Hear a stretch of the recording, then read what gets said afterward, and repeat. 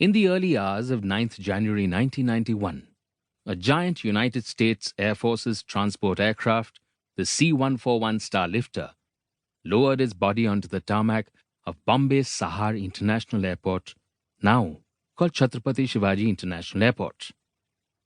While on a flight from a US airbase in the Philippines to a base in the Gulf, the aircraft decided to refuel in Bombay. Operation Desert Storm, the US attack on Iraq, aimed at liberating Kuwait from Saddam Hussein's occupation army, was about to be launched.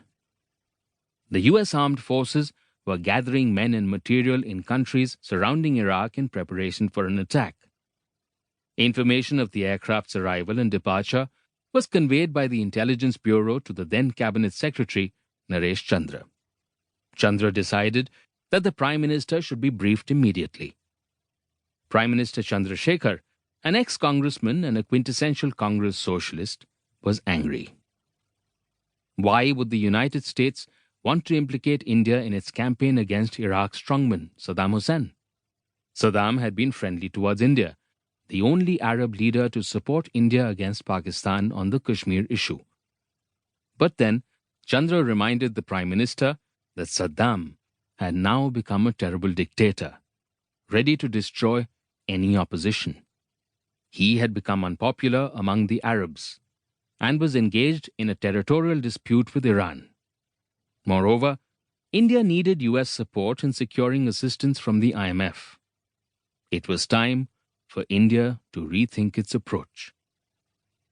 Chandrasekhar had attained political fame as a Congress radical, a leader of the Young Turks as they came to be known for rebelling against the political conservatism of the party's old guard after Jawaharlal Nehru passed away.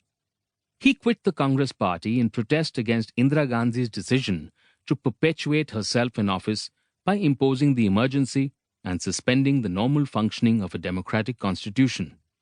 In 1977, he joined forces with such known critics of Nehru and Indira as Jayaprakash Narayan and Morarji Desai to form the Janata Party.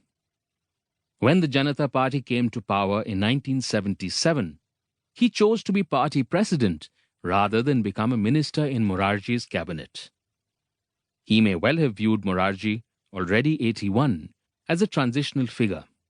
Still only 50 and now party president, he thought he would achieve greater political success if he were thought of as a successor to the octogenarian prime minister.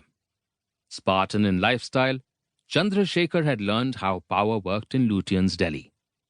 By 1990, he had come to be viewed as a pragmatic nationalist.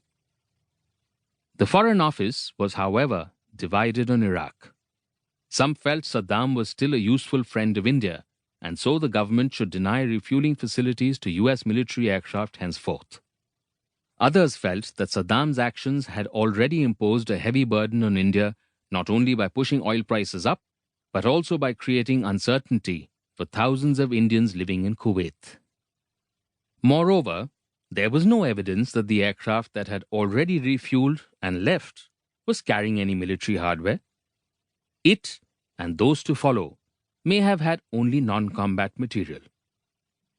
Even though India was a non-aligned nation during the Cold War, it had reached out to the US for military assistance when attacked by China in 1962, and to the Soviet Union in 1971 in preparation for the liberation of Bangladesh, when the US and China had ganged up on Pakistan's side.